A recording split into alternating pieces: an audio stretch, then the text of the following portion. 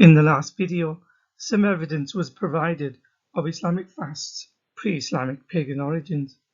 In this video, definitive proof from Islamic sources will be provided of its pagan origins. The Quran in 2:183 says that fasting was, quote, decreed upon those before you that you may become righteous, end quote.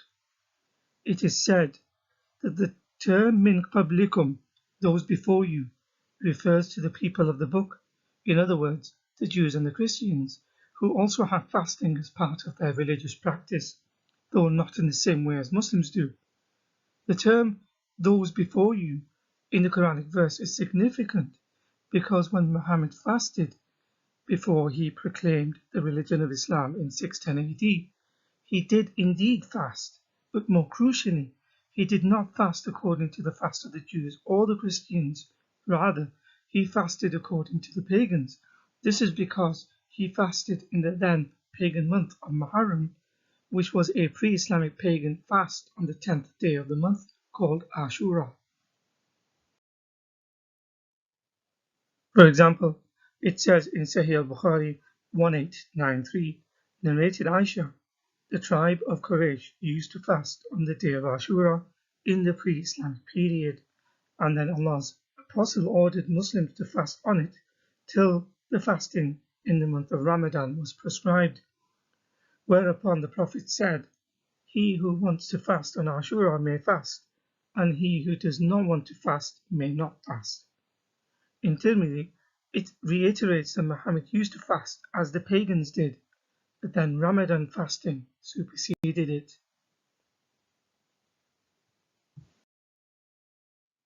The renowned classical scholar Ahmad ibn Hanbal in his famous Musnad mentions a hadith saying that the pagan Arabs venerated and fasted on Ashura in expiation for a past sin, and they used to clothe the then pagan shrine of Kaaba on this particular day.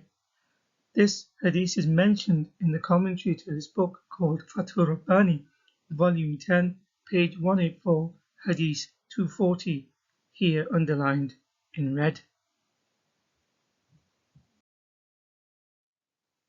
The hadith found in Musnad Ahmad from the previous slide is also found amongst various other hadith collections and commentaries such as Fathul Bari by Al-Asqalani. It is quoted in a classical book on the biography of Muhammad called Al-Mawahib al-Laduniya by Al-Qastalani, volume 3, page 130 says, quote, as for the Quraysh fasting on Ashura, perhaps they received it from the previous law, and that is why they venerated it by covering the Kaaba. And it was narrated from Ikramah that he was asked about that, and he said, the Quraysh committed a sin during the pre-Islamic era, so it became grave in their hearts. So it was said to them, fasting Ashura expiates that. He said it in Al-Fathul Bari on the authority of Ibn Umar, the people of the pre-Islamic era used to fast on the day of Ashura, end quote. The common rhetoric for Muslims is that they fast Ashura, not because of the pagans, but because the Jews did. This is where the origins of Ashura fasts within Islamic history gets convoluted, because there are hadiths that do say Muhammad ordered the fast on the day of Ashura because he saw Jews fasting on that day. For example, it says in Sahih al-Bukhari 4737, narrated Ibn Abbas, when Allah's Messenger arrived at Medina, he found the Jews observing the fast on the day of Ashura. The Prophet asked them about it, and they replied, this is the day when Moses became victorious over Pharaoh. The Prophet said to the Muslims, we are nearer to Moses than they, so fast on that day. Notice, as evidence from the previous slides, Muhammad was already fasting on Ashura, but not on the basis of the Jews up to this point, but on the basis of the practices of the pagans. Also, Muhammad did not order the fast because Allah had told him through a revelation. It was because Muhammad inquired with the Jews who were fasting, and they, the Jews, mentioned to him the reason, namely an event which was the Exodus. Number 2, about a person, that being Moses, who Muhammad wanted to relate to, but he mocks the Jews by saying Muslims are closer to Moses than them, and then decides all Muslims should fast on that day, but to do it better than the Jews, as will be shown next. The day in reference to Jews fasting in the aforementioned hadith is called Yom Kippur. It is also called the Day of Atonement.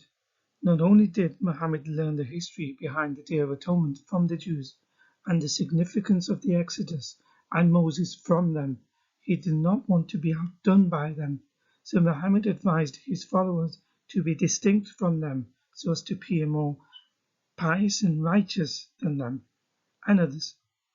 This is a common feature of Islam as explained in the previous video. So instead of fasting a full day and a bit as the Jews did, he advised Muslims to fast 2 days, the 9th and 10th days of the month of Muharram. It says in Sahih Muslim 1134, Ibn Abbas reported that when the Messenger of Allah fasted on the day of Ashura and commanded that it should be observed as a fast, they, his companions, said to him, Messenger of Allah, it is a day which the Jews and Christians hold in high esteem. Thereupon the Messenger of Allah said, when the next year comes, God willing, we would observe fast on the 9th.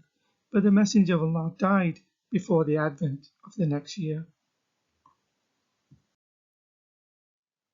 In this hadith found in Tirmidhi 755, although quite clearly it can be seen that it is not translated fully by the source. What it is missing is that it mentions some of the disagreements amongst the scholars, and in the Arabic underlined in red, it goes on to say, it is reported from Ibn Abbas that he, Muhammad, said to fast on the 9th and 10th of the month, and to do so differently from the Jews. And this tradition, or hadith, is the same as was said by Ashafi, Ahmed, and Ishaq. Pictured here is a calendar of the Jewish year, which is lunisolar, meaning the months are based on lunar months, but the years are based on solar years. This is unlike the Islamic calendar, which is exclusively lunar, whereas the Gregorian calendar is exclusively solar. The Jewish calculation and determining of the start and end of a month is independent and completely different from the Islamic calculation methods for their months and years. This will be explained in a later video. Although the Jewish months are similar to Islamic months of being lunar months of 29 days alternating with 30 days, an extra month is intercalated every 3 years based on the Metonic cycle of 19 years. As the Islamic calendar is an exclusively lunar calendar, it moves backwards about 10 or 11 days every year relative to the Gregorian calendar. Within Judaism, the Day of Atonement, or Yom Kippur, does not fall in line with the then pagan Arab, later Islamic date of 10th Muharram. Instead, the Jewish fast starts on the 9th day and ends on the 10th day of a Jewish month called Tishri, not Muharram. For example, in 2021, on the 15th and 16th of September, it was Yom Kippur, and on the 18th and 19th of August, it was Ashura. The two dates are different because the calendars are different, as they run on two different systems and calculations. As the calculations are different, from time to time they fall in sync, meaning it may be that the Jewish fasting day of Yom Kippur on 10th of Tishri coincides with 10th Muharram. 2018 was the last time when both the days coincided. This synchronization could possibly have been the case when Muhammad arrived in Medina.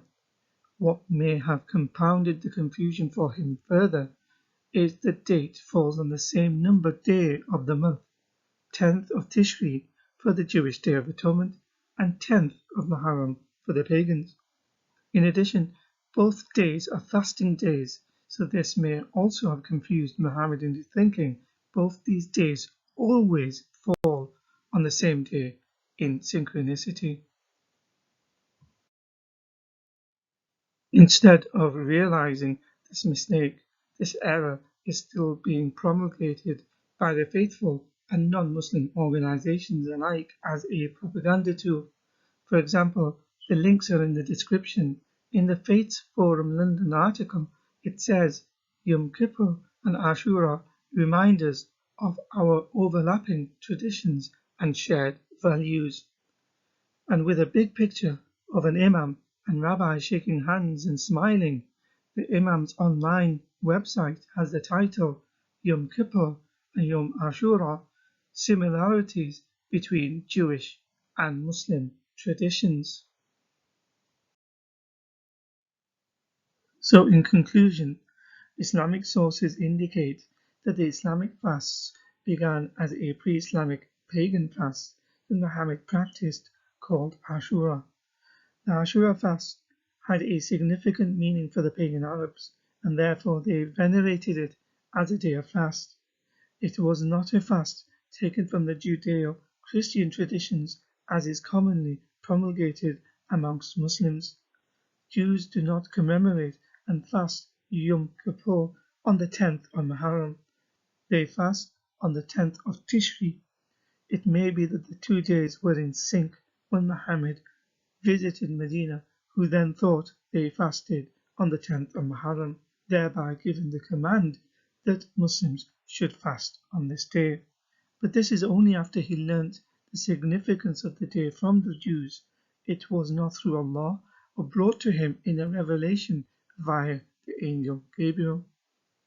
Muhammad instructs Muslims to thereafter fast on 2 days as opposed to the 1 day Jews fasted by erroneously claiming that they are closer to Moses than the Jews. This is another example of Islamic rulings, obligations and commands designed to outdo, outperform and excel others in an attempt to appear to be better and righteous than other religions. Muslims and non-Muslim organizations incorrectly still propagate the idea that 10th Muharram and 10th Tishri has a shared heritage. The reality is that they never have been shared, and the reasons for Muslims fasting on the day is not done in honor of a Judaic tradition, rather it is done in contempt of it and as a means of mocking the Jews because they claim they are better than them.